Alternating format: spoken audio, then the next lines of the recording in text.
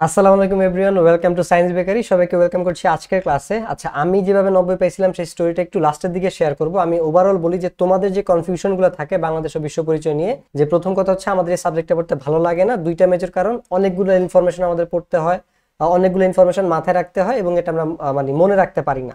এই যে অনেকগুলো পড়তে হয়, অনেক কিছু পড়তে হয়, মনে রাখতে হয়, আবার আমরা মনে রাখতে পারি না। এই দুইটা কারণে মেইনলি এই সাবজেক্টটা পড়তে আমাদের আসলে খুব বেশি ভালো লাগে না।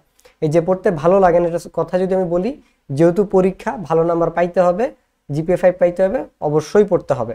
আর পড়া মনে থাকে না, আমি বলে দিচ্ছি আসলে কোন কোন জিনিস তোমার একদম কাট কাট মুখস্থ করতে হবে এবং কোন কোন জিনিস তুমি হচ্ছে বানায় লেখার একটা সুযোগ আছে। তুমি যদি আবছা আবছা ধারণা রাখো তারপরও তুমি খুব ভালো করে লিখতে পারবা।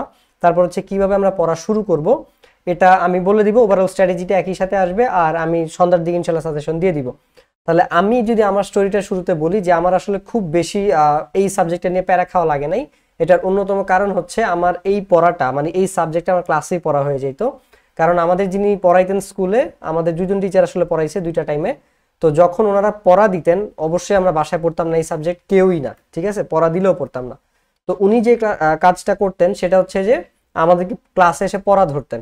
তো সবাই আমরা পড়তাম। ওই টাইমে হচ্ছে স্যার বিভিন্ন জনকে তুমি দাঁড়াও বা রোল ওয়াইজ হচ্ছে গিয়ে কল করতেন। কাউকে সামনে নিয়ে পড়া ধরতেন, কাউকে হচ্ছে ওখান থেকে দাঁড়া করাই বেঞ্চে দাঁড় করে হচ্ছে পড়া ধরতেন। তো বাকি যারা ছিলাম তারা হচ্ছে রিডিং পড়তাম, কখন আমাকে ধরে কখন আমাকে ধরে।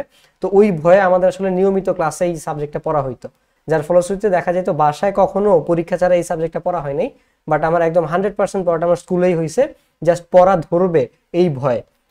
সো এটা যে কোনো ক্ষেত্রে তোমার যদি কোনো কাজের রিজন থাকে যে কেন আমি এটা করব, তখন ওই কাজটা করার তাড়না অনেক বেশি থাকে এবং আমরা অনেক ইফেক্টিভলি বা স্মার্টলি আসলে কাজটা করতে পারি। তো ওই কারণে আসলে মেইনলি আমার এই সাবজেক্ট নিয়ে আমি বলতেছি যে আসলে খুব বেশি প্যারা খাওয়া লাগে নাই। আর 90 পাওয়ার ক্ষেত্রে আসলে এমসিকিউতে 30-এ 30 পাইছিলাম বলে ওইটা অনেক বেশি মানে ইফেক্টিভ একটা ভূমিকা পালন করছে। কিন্তু 90-তে খুব ভালো নাম্বার তা না, আরো বেটার পাইতাম যদি আমার হাতের লেখাটা বেটার হইতো। আমি স্কুলের থেকেও বেশি পাইছিলাম, ঠিক আছে, বাট বোর্ডে আসলে 60 আমার আসছিল, রিটেনে 70-তে। তো ওভারঅল বিষয়টা যদি বলি, দেখো যেইসব পার্ট আমার কিন্তু সবকিছু মুখস্থ করা লাগে না। আমি যদি তোমাকে বলি তোমার প্রথম অধ্যায় এবং দ্বিতীয় অধ্যায় পুরোপুরি আমাদের মুক্তিযুদ্ধ এবং সরকার পরিবর্তনের যে ঘটনাগুলো এগুলো নিয়ে আলোচনা করা হয়েছে।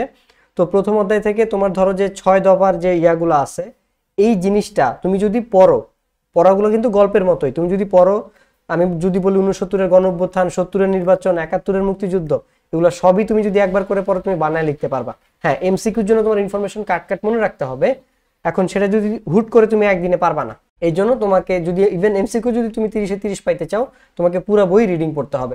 তো আমি যদি বলি যে দেখো আমাদের যে জাতিসংঘের যে ওখানে আছে, ওখানেও শান্তিরক্ষা বাহিনীর যে ভূমিকাটা থাকে, জাতিসংঘে শান্তিরক্ষা মিশনে আমাদের সেনাবাহিনীর যে ভূমিকাগুলো থাকে ওগুলো যদি তুমি রিডিং পড়ো, তোমার যে খুব কাট কাট দাগায় দাগায় পড়তে হবে বিষয়টা তা না। তুমি একবার দুইবার পড়লে ওগুলো তোমার মনে থাকার কথা। একবারে না হলে তুমি দুইবার পড়ো, দুইবার না হলে তিনবার পড়ো, অধ্যায়গুলো তো ছোট। কিন্তু তোমার যদি বলো যে জাতিসংঘের গঠনের উদ্দেশ্য কি, জাতিসংঘের যে কার্যক্রমগুলো কি কি, এগুলো কিন্তু তোমাকে হুবহু বই থেকে লিখতে হবে, এই জিনিসগুলো মুখস্থ করতে হবে। এখন হুবহু লিখতে হবে এটা মানে একদম এই না যে তোমাকে word by word by word by word by হইতে হবে, ঠিক আছে, একদম ওয়ার্ড টু ওয়ার্ড একদম সেম টু সেম হইতে হবে, এরকম না। একদম মেইন কথাগুলো ওরা যেটা বলছে তুমি তোমার মতো করে লিখো, বাট চেষ্টা করো কথাটা যাতে অনেকটা বইয়ের মতোই থাকে, এটা হইলেই হয়েছে। এবার আসো 6 দফা। 6 দফা চেষ্টা করবা হুবহু বইয়ের মতো লিখতে। আমি 6 দফা জাস্ট একটা এক্সাম্পল দিচ্ছি যে এরকম যেগুলো আছে, যে যেগুলো একদম লিখিত আগে থেকেই ছিল, তুমি এগুলো তোমার মতো করে লিখতে পারবে না, এগুলো চেষ্টা করো একদম সেম টু সেম বইয়ের মতো লিখতে।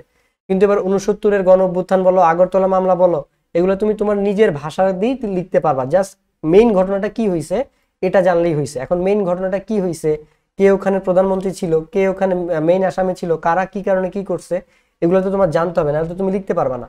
তো এগুলা যদি তুমি এক দুইবার রিডিং পড়ো, এই জিনিসগুলো তোমার ভাষা ভাষা হচ্ছে গিয়ে মনে থাকবে।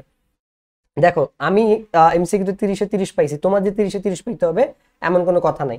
তুমি যদি 25+ এনশিওর করতে পারো বা 24+ এনশিওর করতে পারো, তোমার একদম, এবং সৃজনশীল ফুল আনসার করতে পারো, যেটা আমি বলি যে যেখানে আমাদের 60টা সৃজনশীল লিখতে হয়। তো এই জিনিসগুলো আসলে আমরা কিভাবে লিখবো, মানে ফুল আনসারটা যদি করতে পারি তাহলে ইনশাল্লাহ তোমার মোটামুটি 85-এর উপর একটা নাম্বার তুমি পাইতে পারো বা A+ তুমি ইনশাল্লাহ পাবা। এখন এটার জন্য তোমার হচ্ছে কি পড়তে হবে, বইটা ভালো মতো রিডিং পড়তে হবে। আমি সন্ধ্যার দিকে যদিও একটা সাজেশন দিয়ে দিব ইনশাল্লাহ যে কোন টপিক থেকে, কোন অধ্যায় থেকে কোন কোন টপিকগুলো বেশি ইম্পর্টেন্ট, যেগুলো তোমার পরীক্ষা আসবেই আসবে, ওগুলো একটা সাজেশন দেওয়ার চেষ্টা করবো ইনশাল্লাহ। আর এখন যেটা আমি বলতেছি যে তোমরা আসলে কিভাবে রিভিশন বা পড়াটা শুরু করবা, দেখো আমি যদি প্রথম অধ্যায় থেকে বলা শুরু করি, প্রথম অধ্যায়তে তোমার যে বললাম যে তুমি আবছা আবছা রিডিং পড়ে যাও কাট টু কাট। এখন এখানে আমাদের আসলে আমরা একটা ভুল করি, আগে থেকেই একটা মেন্টাল আমরা প্যারা নিয়ে নিই, একটা মানসিক বাধা ক্রিয়েট করে ফেলি যে আমাকে এটা মনে রাখতে হবে, ওটা মনে রাখতে হবে, এটা মনে রাখতে হবে, ওটা মনে রাখতে হবে। এত কিছু না, এটা ওটা মনে রাখতে হবে আসলে এমসিকিউর জন্য, ঠিক আছে? এটা ওটা মনে রাখতে হবে এমসিকিউর জন্য। তুমি একটু ভালোভাবে মনোযোগ দিয়ে যদি রিডিং পড়ার চেষ্টা করো বা রিডিংটা পড়ো, তাহলে তোমার এমসিকিউতে কিন্তু 4টা অপশন থাকবে। তুমি ম্যাক্সিমাম ক্ষেত্রে তোমার যদি ভালোভাবে মুখস্থ না থাকে, অপশন দেখলে তোমার অনেকগুলো মনে হয়ে যাবে হ্যাঁ এটা তো ওইটা। এখন ধরা খাওয়া কোনগুলোতে বহু নির্বাচনী যেগুলো থাকে ওটার জন্য হচ্ছে একটু ভালোভাবে রিডিং পড়া লাগে। সো ওভারঅল সেম কথা আসলে ঘুরে ফিরে ওই একটা জায়গাতেই আসে, সেটা হচ্ছে প্রথম কথা পড়তে হবে, দ্বিতীয় কথা খুব মনোযোগ দিয়ে রিডিং পড়তে হবে। এবার তুমি যদি কাট কাট ইনফরমেশন মনে রাখতে চাও, একদম সাল তারিখ পার্সন, তোমাকে হচ্ছে মুখস্থ করতে হবে, কিছু করার নাই। এখন যারা আগে করো নাই, এখন যতটুকু পারো, যেহেতু একদিন বন্ধ আছে তোমাকে এটা করতেই হবে। আর দেখো সৃজনশীলের 60 পাওয়া বা যেটা আমি 60 পাইছিলাম, হয়তো হাতের লেখা ভালো হইলে এই সেম লেখাতে আমি 65 পেয়ে যেতাম, এই সেম লেখাটা। কারণ আমি সৃজনশীল আসলে আলহামদুলিল্লাহ খুবই ভালো লিখি, এটা আমি জানি। আমি একদম প্যারাটেরা মেনটেন করে আমি খুব সুন্দর করে সৃজনশীলগুলো লিখতাম এবং স্কুলেও আমার মার্কস খুব ভালো থাকতো। তো ওইটাতেই আমি তোমাকে বলতেছি যে তোমাদের যাদের হাতের লেখা ভালো না, ওটা নিয়ে টেনশন করে কোনো লাভ নেই।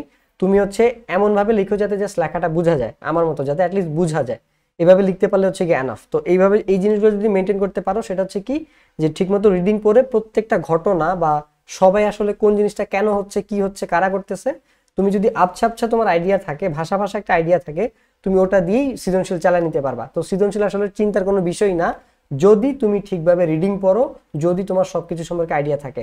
সৃজনশীলে তোমার একটাই প্যারা হইতে পারে, সেটা হচ্ছে 2টা রিজন, যাদের হাতে লেখা খুব বেশি খারাপ এবং যারা টাইম মতো সময় মতো হচ্ছে 7টা সৃজনশীল লিখতে পারো না, তাদের একটা চিন্তার বিষয় হইতে পারে। এখন এটা সলিউশন আমি অলওয়েজ দিয়ে দিছি, একটা কথাই বলি যে তোমার খুব বড় করে লেখার দরকার নাই, তুমি কম কথায় মেইন কথাটা লিখে অ্যান্সারটা শেষ করে দাও। এখন এটা কিন্তু বাংলার মতো না, এটা সমাজ। তো এইখানে আসলে এই জিনিসটাও একটু টাফ হয়ে যায় যে কম কথায় মেইন অ্যান্সার লিখে দেওয়া, বাট এটা তোমাকে কম কথায় লিখতে হবে। তোমার হাবিজাবি কথা না লিখে তুমি একদম কাট টু কাট যেটা চাইছে ওটা লিখে দিয়ে তুমি প্রশ্ন শেষ করে দাও, প্যারা প্যারা করে সুন্দর করে লিখে দিয়ে, ঠিক আছে? সো এটা যদি করতে পারো তাহলে তোমার আসলে আর কোনো প্যারা মানে টাইম মতো তুমি লেখা শেষ করতে পারবা। কারণ ফুল আনসার করাটা এখানে ম্যাটার করে, তুমি যদি আসলে ভালো নাম্বার পাইতে চাও। তুমি যাই লিখো না কেন জাস্ট ফুল আনসার করে আসো। যে এটার হিসাব আমি যে 7টা সৃজনশীলের একটা ভিডিও আমি বানাইছিলাম, ওখানে কিন্তু আমি লিখছিলাম যে কেন আসলে এটা গুরুত্বপূর্ণ তোমার ফুল আনসার করাটা। কারণ ফুল আনসার করতে পারলে তুমি যে নাম্বার পাবা, খুব ভালো করে বড় করে লিখে 5টা সৃজনশীল যদি লিখো, তুমি সে নাম্বার পাবা না, নাম্বারের ডিফারেন্স 5, 6, 7, 8 থেকে যাবে এখানে। তো ফুল আনসার করাটা আসলে অনেক জরুরি।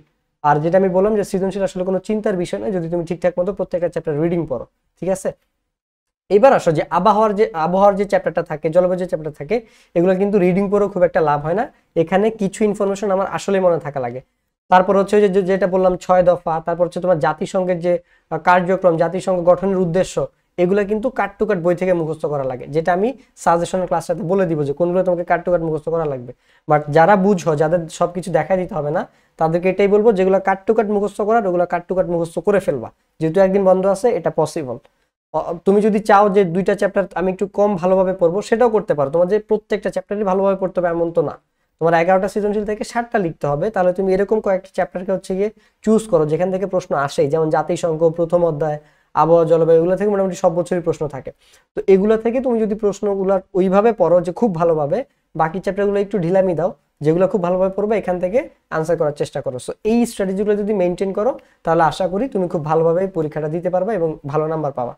আমার স্টোরি যেটা আমি বললাম, আমি অলরেডি বলে ফেলছি যে এমসিকিউতে 30-এ 30 পাওয়াটা আমার স্কুলের ক্রেডিট অনেকটা, স্কুলের টিচারের ক্রেডিট অনেকটা আলহামদুলিল্লাহ। এবং বাকি সৃজনশীলটা আমি হচ্ছে যেহেতু ভালো মতো পড়া ছিল, আমি সুন্দর মতো ফুল আনসার করছি, বাট আমার হাতের লেখাটা প্যারা ছিল দেখে আসলে নাম্বারটা 90-র উপরে উঠে নাই, 95 হয় নাই।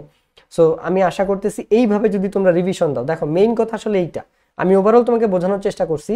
তোমার সৃজনশীল নিয়ে আসলে চিন্তা করার কোনো বিষয় না, সৃজনশীল যদি তুমি ফুল আনসার করতে পারো এবং মেইন কথাগুলো লিখতে পারো, তুমি ফুল মার্কস পাবা, দ্যাটস ইট। আর এমসিকিউ এর জন্য হচ্ছে গিয়ে কি করতে হবে, আমাকে হচ্ছে একটু কাট ইনফরমেশন মনে রাখতে হবে এবং বেশি বেশি এমসিকিউ প্র্যাকটিস করতে হবে, এটাই। সো এই ছিল ওভারঅল কথাবার্তা। তুমি যদি জাস্ট ঠিকঠাক মতো রিডিং পড়ো, তোমার যেগুলো মুখস্থ করার মতো কাট টু কাট ওগুলো মুখস্থ করো, তোমার এটা নিয়ে টেনশন করার কোনো কারণই নেই। তো আশা করি এই সাজেশনগুলো তোমাদেরকে হেল্প করবে। আর তোমাদের ব্যবহারিক পরীক্ষা নিয়েও, প্র্যাকটিক্যাল নিয়েও আমি সামনে ভিডিও দিব, এটা নিয়েও টেনশন করার কোনো কারণ নেই। তো সবাইকে ধন্যবাদ, আশা করি তোমাদের এই ভিডিওটা হেল্পফুল হবে। আসসালামু আলাইকুম।